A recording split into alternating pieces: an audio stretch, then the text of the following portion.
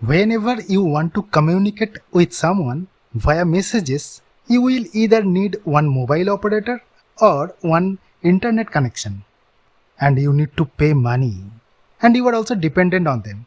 If any natural disaster happens, you can't really use their services. We have already seen such situations.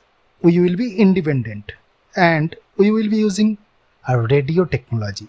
Not this radio, we will be using this device, which is called LoRa, which is really a low power, long range radio technology, and it is a proprietary radio technology. We can use these devices at some places where mobile network and internet is not present, like hiking on a mountain or during one natural disaster. As this is a LoRa device, which is low power, long range module, it can send data up to few kilometers. And basically this device claims up to 10 kilometers. Obviously in open space, depending on the environment. For our project, we will need two LoRa modules, and obviously these modules cannot be directly programmed. We will need a microcontroller, and we will be using these two microcontrollers, which are really cheap. It is 150 to 160 rupees in Indian currency and probably around $2 to $3 USD. What is the specialty of these boards? This microcontroller has onboard Wi-Fi and Bluetooth. It has GPIO pins, 4 MB of flash memory. You can store your static files or any other files for that matter. And it can be programmed from Arduino IDE easily. Obviously you can use any other board like Arduino, Raspberry Pi, anything like that. We will be leveraging the Wi-Fi technology. That means we will be directly using one WebUI, which will be really cool for messaging, and along with that we'll need some female to female jumper wires, or you can connect via some other methods like using breadboards or other things. This LoRa module doesn't come with antenna, and we will need one external antenna. This module has the UFL or IPEX connector, and you need one 433 MHz antenna. So I am from India, basically 433 is our free range. If you are on US, you might choose some different module because this particular module operates from 410 to 525 MHz. So you might choose some other LoRa module, might be 868 MHz or 915 MHz. I'll be providing all the purchase links in the description, and once you have your antenna, you just need to attach it like this on the IPEX connector. You will basically get one click sound. Similarly, attach the antenna on other module too, and the diagram is shown on the screen. You need to connect your microcontroller and LoRa according to the diagram. Now I have connected both the LoRa devices with our NodeMCU ESP8266. Both the module will be having same connections. Make sure your antenna is attached. So these are my two devices. Along with that, basically I will need micro USB to standard USB cable in order to connect our computer. In order to program our microcontroller board, we will need Arduino IDE. We will be using Arduino IDE 1.8. 2 point something is latest now, but we will be using the older version for some specific reason which I am going to tell you later. So once you search Arduino IDE 1.8 or previous version, so you'll get this page, previous IDE releases. Click on that. Once your page is loaded, you will see many different versions of that, like 1.8.18, 16 or something. So I am going to take the latest one which I have already downloaded. So depending on your operating system, just click on the installer. So for me it would be Windows installer. Click on that and it will download one exe file which is here, and let's install that first. Double click on that. Click yes on the next prompt, and obviously I need to agree with, and everything let it be checked like USB driver and other things. Click next. The default path is fine with me. You can change it if you wish. Click install. Now Arduino IDE is being installed. It will take some time. Now it is completed. We can click on close, and if we go to our desktop, we will see Arduino is installed now. Let's open this software, and as we will be using ESP8266, we need to do some custom modifications on this IDE. But if you are using Arduino Uno, Nano or anything like that, it should work straightforward out of the box. So it is being loaded now. It takes some time at the initial. Okay, it has found some old sketch, and whenever you open it, it will look something like this. So if I go to File and New, let me close the old one, it will look something like this. In order to work with ESP8266, we need to click on File, then go to Preferences, and here in your case you might find it a blank, or if you are using any additional board you will find a link to a JSON file. For our case, I'll be using this link, and obviously I am going to share this link in the description as usual. Paste that, and if you have any other board, you can use a comma and link to that particular JSON, but in our case we only have one, so that's fine. Click on OK. After you saved your preferences, go to Tools, then go to Board, and you'll see one Board Manager option is there. Click on Board Manager. Depending on the JSON in the preferences, it will try to download all the index files, and here what you need to do, you need to type in ESP8266, and you will see already that is installed. It will look something like this: ESP8266 by ESP8266 community, and obviously you can choose a version depending on your need. I have already installed the latest version. If you choose a version, if it is not installed, just select the version and then you can click on install. So let's click on close. Maybe by default Arduino Uno or something is selected for you. What you need to do after you have installed that board manager, go to board, then you will see ESP8266 is showing over there with the version. Then go next and you need to select NodeMCU 1.0 ESP12E. Click on that. Few values will be automatically taken over here. You do not need to change anything other than your COM port or the USB COM port. We'll come to that later. And we need to install some libraries. There are two different methods we can use to install one library. We can go into Tool and we can go into Manage Libraries. And this option is little bit slow depending on your system configuration. And it will basically try to download all the indexes at that point in time. A better approach, and which is much more easier to work with, what we can do basically, we will need few libraries, and obviously the link to the codes will be given in the description as usual. In our case, we will be going to ESP8266 once you go into the DevOps folder structure, then LoRa, chat on webcom, and obviously if you open any of this person 1 or person 2, and here are the libraries. One is LoRa, so let's search for that. Go to Google and you can search with LoRa library, and first one you will get Sandeep Mistry, Arduino LoRa. This is really good library. I am going to use that. Once you are into GitHub, click on this code button, then click on download zip, and one zip file will be downloaded on your computer. Let me go into downloads. What I can do basically, I can double click on that as I am on Windows 10, or you can use any extract tool, and you will see one folder which is called Arduino LoRa Master. Copy that and go to Documents. You will see one Arduino folder is created over there. Otherwise you can also go into C drive, Program Files, Arduino, and you will see Libraries option is there. In the library folder you will see few pre-installed libraries are there. So I'll prefer to save that in Documents. I'll go to Arduino Libraries, and what I'll do, I'll just paste that folder. And same thing also can be done from here.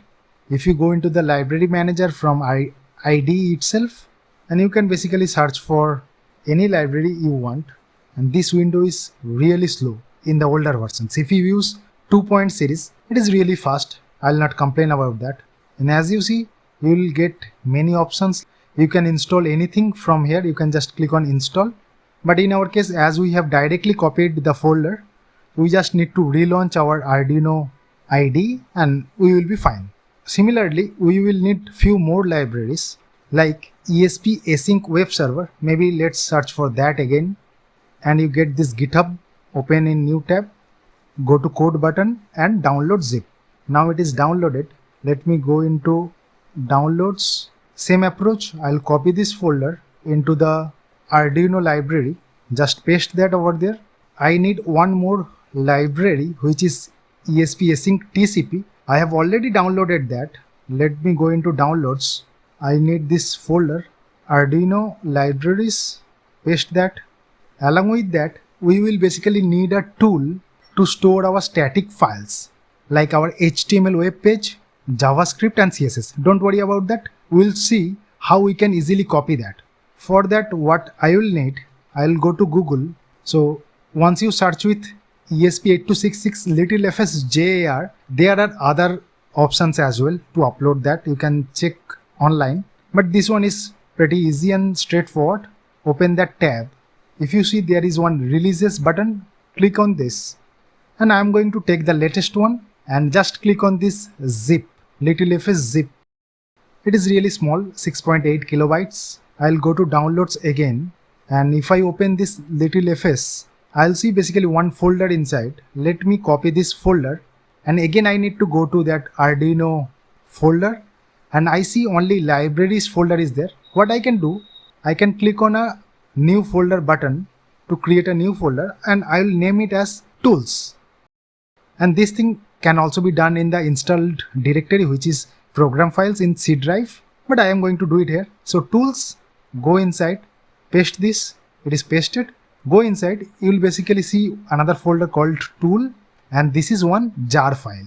The Arduino IDE 1. Series basically uses Java behind the scene, but 2. Series uses some new technology, not the Java base, and you cannot use these simple tools to transfer your data, which is basically Java based, with your Arduino IDE 2. Series. That is why I am using older version. So we are all set. Tools folder is created with the tool I need, and we have the libraries like LoRa, AsyncWebServer Async TCP. Now let's close and reopen our Arduino IDE in order to code that. I'll just double click on Arduino icon, maximize this, and if I go to tools now, I'll see this ESP8266 LittleFS data upload is there. Basically, once you download our code from the GitHub link given, and if you go inside that microcontrollers, ESP8266 and this LoRa folder, you'll see one data folder is there. And if I open that folder, I can see that data folder is there. And here are two files, person1 and person2. So basically person1 will be sending messages to person2 and vice versa. And what I can do, I can simply copy this entire file, go into my Arduino IDE, remove everything over there, just paste this one. And I can click on File and Save. And it will ask you where do you want to save it. And I can give one logical naming like LoRa chat, something like that. Click on Save. And if I go into LoRa chat, what I need to do, I need to copy the data folder which you basically download from GitHub. If you go inside, you will see basically index.html file, one JavaScript and couple of CSS files. Go back, copy the entire data folder, copy, and go into your newly saved sketch. Whatever file we save in Arduino, we normally call it sketch, and just paste this one. I pasted that, and it should be named as data because the tool which we are using to upload, this is LittleFS data upload, it will look for that data folder in your directory wherever the INO or the code is saved. So basically we are all set. We have already copied our person1 code, and here I have given all the connectivity details in text. Obviously we have seen the connectivity diagram during the connectivity step, and here is the written connectivity pins. And make sure the sketch folder or wherever we have stored our Arduino code that has the data folder in it, we need to copy this entire data folder, that means whatever file is there, to our Arduino board. I have not connected it right now, and how you will know what is the port it is going to take. As you see, port is disabled for me. You might see some COM ports like COM1, 2 or something like that already present. Before connecting, check what are the numbers present and then connect. Once you connect your board, you will get a new COM port. Let me show you that. If I go to tools again, and you will see one COM port is here. Before connecting, you check the old ones, and whenever you connect that, take the new one, just check this one. Now we are all set, and let me check if our board is correct, which is NodeMCU 1.0 ESP12E module, which seems to be good. Now what I can do, I can go into tools again, and I can simply click on this ESP8266, and let me make little bit bigger. Tools ESP8266 data upload, and you'll see it will try to upload that code on my board, and it will be permanently stored. Even after reboot, the files will be there. This hash data has been verified and hard reset is already done. That means data is copied, and this is for the person 1. You can just click on this upload button on the IDE. Just click on that. It will start compiling the code. It will take little bit time. This green bar will basically show you the progress. And one important thing, let us go to the code again. And as you see, this is serial.begin, which is 115200. That means we can open up our serial console directly from Arduino IDE. Just go to the right top end, click on this serial monitor, and you'll see COM4, our serial port is already selected. Make sure this 115200 is selected. This step is completely optional because we are going to use the Wi-Fi technology in order to chat that. But I have designed this program so that even if Wi-Fi fails, we can use serial chat, and I'll show you that. Sometimes you may face this issue, a fatal error occurred. You can just retry uploading that. It will compile again. Now this is writing the data.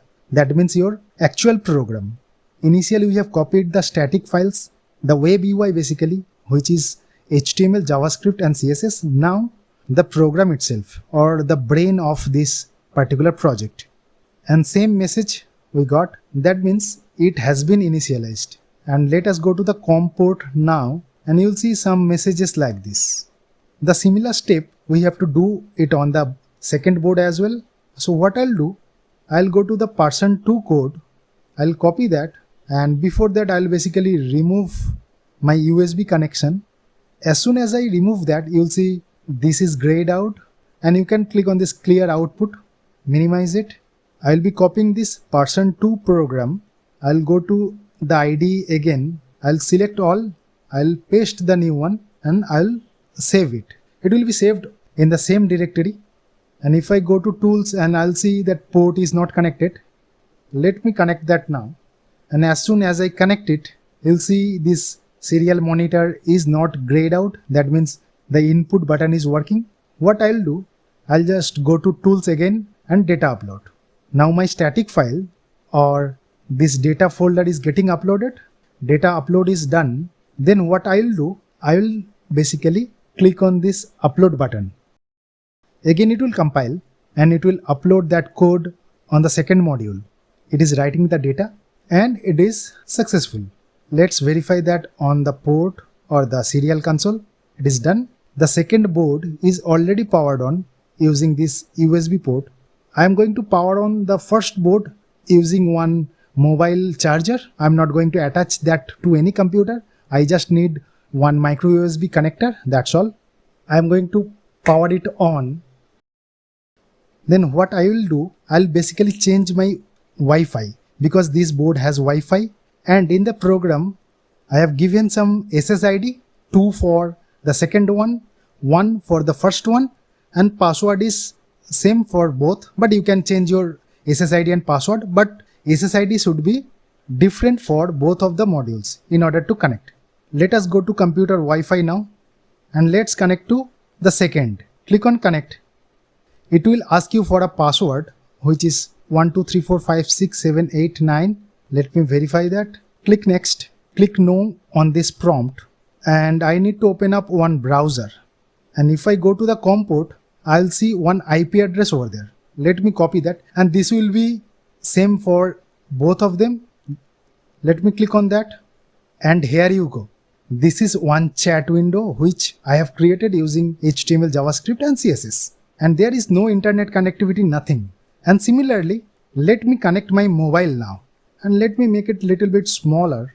And what I will do on my mobile, as I am connected to the Node 2 from my laptop, I'll go ahead and connect with the first one.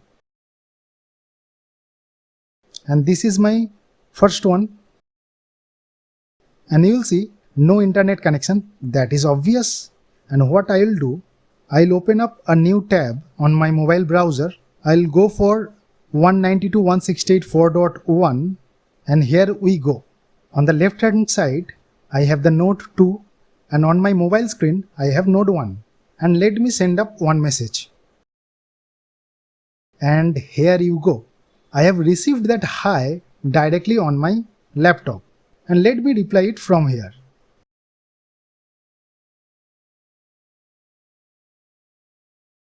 And simultaneously, I got that message on my mobile. So we don't need internet connection. We don't need to pay anyone. We can chat with LoRa device. And one interesting fact, if your browser or Wi-Fi is not working somehow, we can use the COM port instead. This COM port is connected on the module 2. So let me put hello from COM and click on send. And obviously on the same device Wi-Fi or the WebUI, it is not showing. I have not created that WebSocket sync. Forget about the technical term. If I use the COM port to send one message, the sent message will not be shown on the same device. But the target device will definitely receive that, as you see on my mobile screen. And from my mobile screen, I can just send that. That is received in the WebUI as well as on my COM port. So you can get rid of this WebUI and you can entirely use COM port even with your mobile device. We can try that maybe in later episodes. So maybe let's chat something. Hello from Das Learning, that is received on my mobile, and maybe hello from DIY Try, and let me click on send. And this UI looks little bit cool. It looks like a chat window, left and right and those things. Thanks for watching this video. See you in some next amazing videos.